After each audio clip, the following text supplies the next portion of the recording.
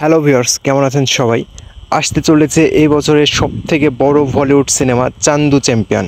মুভিটি sports drama biopic film. তবে মুভিটির ডাইরেক্টর কিছু ভুল করেছে, যেগুলোর জন্য সিনেমাটি ফ্লপ না হলেও এভারেজ হয়ে থাকবে।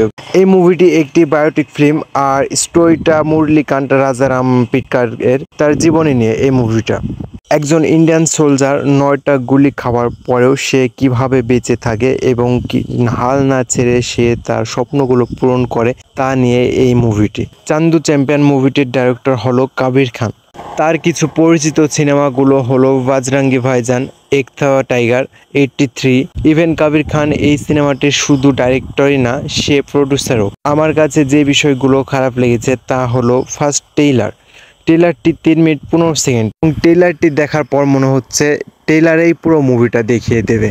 তবে ট্রেলারটি যেমন বড়, ঠিক মুভিটাও ঠিক তেমনই বড় করবে বলে ধারণা করছে, যেমনটা অ্যানিমেল মুভিটি করা হয়েছিল 3.5 ঘন্টার। তবে এই মুভিটির জন্য কার্তিক আরিয়ান অনেক স্ট্রাগল করেছে। সে সোশ্যাল মিডিয়াতে পোস্ট দিয়েছিল সে নাকি 1 বছর সুগারও বাদ দিয়েছে। তবে এই চান্দু চ্যাম্পিয়ন যে মুভি, এটা অনেক মোটিভেশনাল মুভি হবে। কিভাবে সে ছোট থেকে বড় হয় এবং শুধু বড় নয়, চ্যাম্পিয়ন হয়েছে, সেগুলো ইমোশন সিকোয়েল দিয়ে দেখানো হবে। এই মুভিটিতে আরেকটি বিষয় যেটা আমাকে আরও ইন্সপায়ার করেছে মুভিটি দেখার জন্য, তা হলো রাজপাল ইয়াদব অনেক দিন ধরে বলিউড সিনেমাতে দেখা যায়নি, তবে এবার দেখা যাচ্ছে তাকে বলিউড সিনেমাতে। ভিউয়ার্স, মুভিটির জন্য কে কে অপেক্ষা করছেন কমেন্ট করে জানাবেন। এবং ভিডিওটি এ পর্যন্ত।